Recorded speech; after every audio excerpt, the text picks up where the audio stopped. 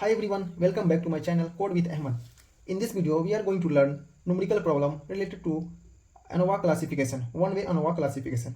Alright, let's begin. Let's get started with our first problem, that is problem number 1. I have already written the question, ठीक है, क्योंकि if I go to write the question, it may take some time, video लेंदी हो जाता, इसलिए हमने नहीं already लिख सका. बिफोर दैट जो भी कल की क्लासेस थी उसमें थोड़ा सा एक पार्ट मिस था कि वो फ्रेम में नहीं आया था. ठीक है, तो फिर से हम बहुत ही कम समय में उसको दिखाना चाहते हैं. ठीक है, ये इस क्लास में था कि मॉड्यूल 5 हमने स्टार्ट किया था. आप देख सकते हैं ये मॉड्यूल 5 था. ये सारे टॉपिक है जो हम कवर करेंगे. जो हमारा थ्योरी पार्ट है उसको कवर नहीं करेंगे. ठीक है, क्योंकि वो रिसर्च बेस्ड सब है. हम रिसर्च नहीं करें, हम इंजीनियरिंग मैथमेटिक्स पढ़ रहे हैं, तो हमें कहाँ से हमको 20 मार्क्स मिल सकता है वो टॉपिक कवर करेंगे. ठीक है, और ईजिली कवर कर लेंगे. ठीक है, ये सारा टॉपिक कवर करेंगे. ठीक है, ओके. उसके बाद हमने classification ANOVA table for one way classification क्या था. ठीक है, ये टेबल है हमारा, देख सकते हैं. अब अच्छे से हम चीज़ों को टेबल को अब दिखा देते हैं एक दफ़ा और फ्रेम में आए.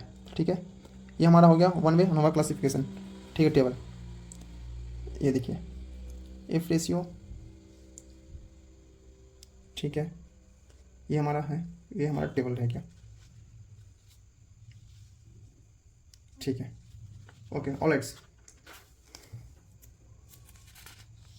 ये हमारा लास्ट था कि कैसे फाइंड करना है एसएससी एंड एसएससी. तो उसका कुछ फार्मूला था, हम लोग देखे थे, उसको देख रहे हैं फिर से. ठीक है, ओके. तो फिर आप चलते हैं प्रॉब्लम की ओर. प्रॉब्लम हम पहले लिख चुके हैं. ठीक है, अब देख सकते हैं. प्रॉब्लम ये है कि 3 sample each of size 3 they are drawn from the 3 uncorrelated normal population with equal variance. Test the hypothesis that the population means are equal at 5% level. ठीक है, ये क्वेश्चन दिया हुआ है. बेसिकली ये हमको कुछ डाटा दिया रहेगा. ठीक है, उसको हम टेस्ट करना है, हाइपोथेसिस टेस्ट करना है. ठीक है, तो क्वेश्चन देखते हैं. ये क्वेश्चन हमारा दिया हुआ है. सैंपल 1, सैंपल 2, सैंपल 3 दिया हुआ है. सैंपल का डेटा दिया हुआ है. ठीक है, सैंपल 1, सैंपल 2, सैंपल 3 दिया हुआ, डेटा दिया हुआ. ये हमारा क्वेश्चन हुआ. आप देख सकते हैं क्वेश्चन को अच्छे से. ये हमारा फर्स्ट क्वेश्चन हुआ. ठीक है, ठीक है. अब हम इसलिए लिख चुके हैं पहले कि अगर हम लिखने जाएंगे तो बहुत लेंथी वीडियो हो जाएगा, बड़ा वीडियो हो जाएगा, इसलिए हमने चीज़ों को पहले से लिख रखा है. ठीक है, लेट्स फर्स्ट हम एक एज्यूम कर देंगे हाइपोथेसिस, जैसे μ0 μ1 is equal to μ2 μ3 is equal all 3 sample have equal population के लिए. ठीक है, हम एक एज्यूम करके चल रहे हैं. ठीक है, एज्यूम करके चल रहे हैं. उसके बाद हम इस टेबल को हम सॉल्व करने की कोशिश करें. कैसे एसएससी एंड एसएसटी फाइंड करते हैं. ठीक है, और एसएससी फाइंड करते हैं. ठीक है, उसके लिए हम ये पहले से ये बना के रखें. आप चीज़ों को समझते हैं ये चीज़ आया कैसे. ठीक है, चलिए हम इसको सैंपल 1 को x1 मान लिए, सैंपल 2 को x2 मान लिए x2, सैंपल 3 को x3. ठीक है, सैंपल 1 को x1 माने x1. सैंपल 1 में जो भी वैल्यू है जो हॉरिजॉन्टल में लिखा हुआ था हम इसको वर्टिकल में मैं लिख लिया. ठीक है, जैसे 10 हो गया, 12 हो गया, 9, 16, 13. ठीक है, और x1 है, x1 का होल स्क्वायर कर दिए. ठीक है, x1 का स्क्वायर कर दिया. 10 का स्क्वायर करेंगे 100 आया, 12 का स्क्वायर करेंगे तो 144 आया, 9 का स्क्वायर करेंगे तो इतना आया. ठीक है, इसका स्क्वायर किया. ठीक है, सैंपल 2 को हम x2 मान लिए. तो x2 का वैल्यू जो भी हॉरिजॉन्टल में लिखा हुआ था उसको वर्टिकल करके लिख लिए और इसको स्क्वायर कर दिए. 9 का स्क्वायर 81 हो गया, 7 का स्क्वायर 49 हो गया, 12 का स्क्वायर 144 हो गया, 11 का स्क्वायर 121 हो गया, 11 का स्क्वायर 121 हो गया. इसी तरह से सैंपल 3 का भी हम लिखे हैं x3 इक्वल टू 14, 11, 15, 14, 16. ठीक है, फिर उसको भी स्क्वायर कर दिए. तो 14 का स्क्वायर 196 हो गया, 11 का स्क्वायर 121 हो गया, 15 का स्क्वायर 225 हो गया, 14 का स्क्वायर 196 हो गया, 16 का स्क्वायर 256 हो गया. ठीक है, और उसके बाद समेशन कर दिए, ये सबको ऐड कर दिए 10 + 12 + 9 + 16 + 13. तो इसको समेशन करने के बाद हमको 16 आया. ठीक है, इसलिए समेशन ऑफ x1 का समेशन करके हमारा 60 आया. फिर इसी तरह से इसका भी समेशन करेंगे तो कितना आएगा, 100 + 144 प्लस सबको ऐड करेंगे तो 750 आएगा. That is summation of x1 square. ठीक है, उसी तरह से x2 का 9 + 7 + 12 करेंगे तो 50 आएगा. इसी तरह से इसको ऐड करेंगे तो समेशन ऑफ x2 का स्क्वायर आएगा इतना. इसी तरह से ऐसे आया. ठीक है, यहाँ x3 भी आ गया, x3 का स्क्वायर भी आया. अब चलते हैं हम फाइंड करते हैं क्योंकि हमको फाइंड करना है क्या, एसएससी फाइंड करने के लिए. ठीक है, एसएसटी फाइंड करना पड़ेगा, फिर एसएससी फाइंड करना पड़ेगा. ठीक है, टेबल के अकॉर्डिंग चलेंगे. ठीक है, हमको फाइंड करना पड़ेगा, ये सारा चीज़ फाइंड करना पड़ेगा. क्या क्या क्या फाइंड करना पड़ेगा आप देख सकते हैं, SSC फाइंड करना पड़ेगा, SSC फाइंड करना पड़ेगा, SST फाइंड करना पड़ेगा, ठीक है। तो फाइंड करते हैं। चलिए फर्स्ट हम फार्मूला देख चुके हैं कि कैसे फाइंड करना है, how to find SSC and SSE, ठीक है। SSC फाइंड करने का फार्मूला है समेशन ऑफ x1 का whole square divided by n, ठीक है, प्लस समेशन ऑफ x2 का whole square divided by n2, ठीक है, इस तरह से। फिर SST का फाइंड आउट करने के लिए फार्मूला है हमारा। उसके बाद ओवरऑल दोनों फाइंड आउट करने के बाद SST माइनस SSC कर देंगे तो हमारा SSC आ गया। अब ये फाइंड आउट करने से पहले हमको ये फाइंड आउट करना पड़ेगा, SST फाइंड आउट करना पड़ेगा, ठीक है, क्योंकि यहाँ पे का फार्मूला तो दिया हुआ है SSC, SST का तो नहीं है, तो फर्स्ट हमको SST फाइंड आउट करना पड़ेगा, ठीक है। तो SST फाइंड आउट करने के लिए SST का भी फार्मूला है, हम देखते हैं, ठीक है। SST का फाइंड आउट करने के लिए चलिए सॉल्व करते हैं। चलिए मेरे पास SST का फार्मूला है ऑलरेडी, ठीक है। SST का फार्मूला क्या है? SST का फार्मूला ये है कि SST equal to summation of x1 का square plus summation of x2 का square plus summation of x3 का square minus T square n। उससे पहले हमको t फाइंड करना पड़ेगा, n फाइंड करना पड़ेगा, ठीक है। तो t फाइंड करने के लिए ये है summation of x1 plus summation of x2 plus summation of x3, ठीक है। जो हमारा ऐड होके जो आया था, समेशन ऑफ x1 कितना आया था? समेशन ऑफ x1 हमारा आया था 60, समेशन ऑफ x2 कितना आया था 50, इसी तरह से 70, इसको ही ऐड करना है, ठीक है। तो ऐड करेंगे तो कितना आएगा 60 प्लस 50 प्लस 70, इसको ऐड करेंगे तो 180 हमारा आएगा, ठीक है, 180 आएगा। अब उसके बाद n हमको फाइंड करना है, ठीक है। उसके बाद हमको n फाइंड करना है। n क्या होता है? n हमारा हम आपको पहले ही बता चुके हैं, जब नोटेशन बताए थे। तो n क्या होता है? n नंबर ऑफ ऑब्जर्वेशन होता है, ठीक है। c मतलब नंबर ऑफ कॉलम्स होता है, ठीक है। तो टोटल ऑब्जर्वेशन कितना है? ऑब्जर्वेशन मतलब कि टोटल इसमें सैंपल एलिमेंट कितना है, टोटल नंबर ऑफ एलिमेंट कितना है। तो टोटल नंबर ऑफ एलिमेंट कितना है, चलिए हम देखते हैं। टोटल 1 2 3 4 5 6 7 8 9 10, ठीक है, 15 है टोटल नंबर ऑफ एलिमेंट। तो 5 plus 5 plus 5 5 plus 5 plus 5 equal to हमारा n भी आ गया, ठीक है, n भी हमारा आ गया। अब n आ गया तो हम इससे आसानी से हम t फाइंड आउट कर सकते हैं, ठीक है, t फाइंड आउट कर सकते हैं। t फाइंड आउट कैसे करेंगे? चलिए हम देखते हैं। टी फाइंड आउट करने के लिए यहाँ ऑलरेडी फार्मूला हमारे पास है। फार्मूला क्या है? x1 का होल स्क्वायर कितना आया था? SST हम ये फार्मूला पे वैल्यू पुट करें, ये फार्मूला पे वैल्यू पुट करते हैं डायरेक्ट, ठीक है। फार्मूला हम यहाँ पे फिर से नहीं लिख रहे हैं, ठीक है। समेशन ऑफ x1 का होल स्क्वायर का कितना आया था? 750 आया था। x2 का होल स्क्वायर आया था 516 आया था। x3 का स्क्वायर कितना आया था? 994 आया था, ठीक है। सब उसी तरह से हम इसको लिख रहे हैं। x1 का स्क्वायर आया था 750, 516 प्लस 994, और हमारा टी स्क्वायर है, T square divide by N. T का वैल्यू हमारा अभी हम फाइंड आउट किया था, टी का वैल्यू 180 है, तो 180 डिवाइड बाई एन की वैल्यू कितना? 15, तो एन का वैल्यू 15, और स्क्वायर है, टी का स्क्वायर रहेगा, ठीक है, टी का स्क्वायर रहेगा, ठीक है। अगर हम इसको कैलकुलेट करेंगे तो हमारा वैल्यू आएगा 100, ठीक है। ये हमारा वैल्यू कैलकुलेट करेंगे तो वैल्यू हमारा 100 आएगा, ठीक है। उसी तरह से हम अब SSC निकालेंगे, SST जो निकाल लिए, SSC निकालेंगे, ठीक है। हमारा मेन मोटिव क्या है कि हमको फाइंड आउट करना है SSE, ठीक है, SSC फाइंड आउट करना है। तो SSC के लिए हमारा फार्मूला होता है ना, SSE equal to find out करने के लिए SST माइनस SSC। तो हम SST तो फाइंड आउट कर लिया ना, देखिए ये होता है फार्मूला, ठीक है। तो SST तो फाइंड आउट कर लिया, अब SSC करना है, ठीक है।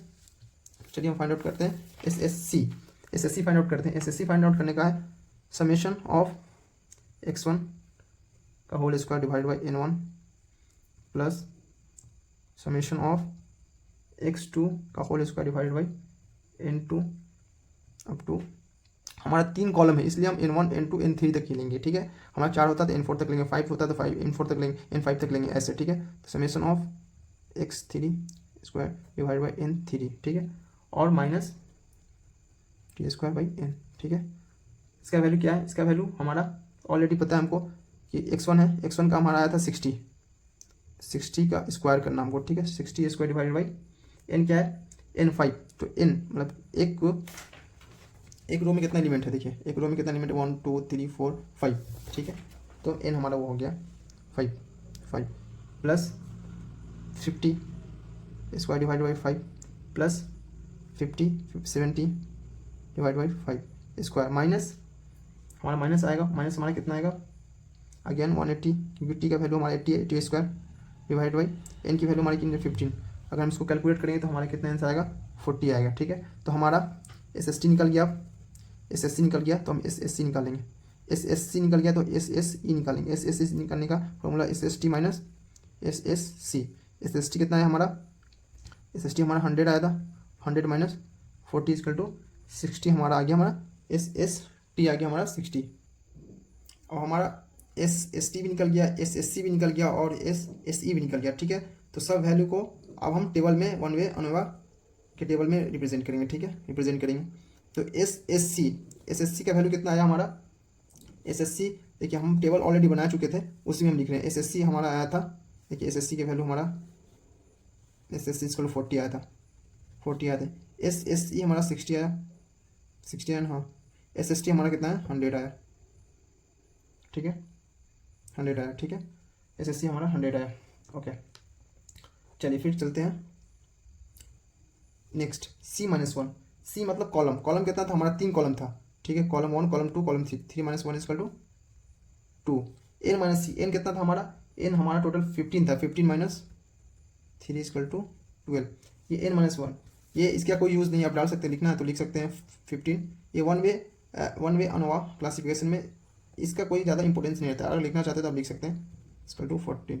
ठीक है, अब मीन स्क्वायर निकालना, मीन स्क्वायर निकालने का क्या है, SSC डिवाइड बाई C-1। ठीक है, तो SSC का वैल्यू हमारा कितना है 40, C-1 का वैल्यू कितना है 2 आया, तो हमारा 40 डिवाइड बाई 2 इक्वल टू 20 आ गया। और MSC निकालना है, MSC का क्या होता है SSC divide by N-1, N-C, तो SSC कितना है 60। ठीक है, और N-C कितना आया था हमारा 12, तो हमारा ये आ गया 5। ठीक है, अब ये वैल्यू को हम यहाँ पर पुट करेंगे। ठीक है, अब ये वैल्यू को हम यहाँ पुट करेंगे। ठीक है, MSC कितना आया था, MSC हमारा आया था 20, MSC हमारा आया 20।